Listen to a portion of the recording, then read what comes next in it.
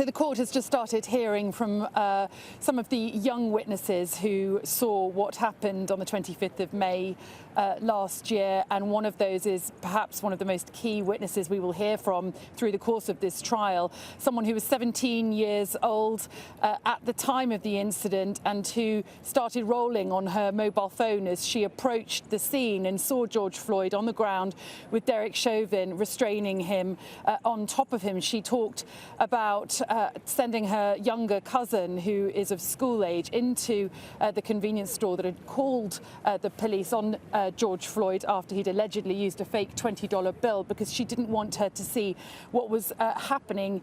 I see a man on the ground and I see a cop kneeling down on him. Was there anything about the scene that you didn't want your cousin to see? Yes. And what was that? A man terrified, scared, begging for his life. Is that why you directed your cousin to going into Cup Foods? Yes. And then when you saw what was happening there at the scene, what was it about the scene that caused you to come back? It wasn't right. He was suffering. He was in pain.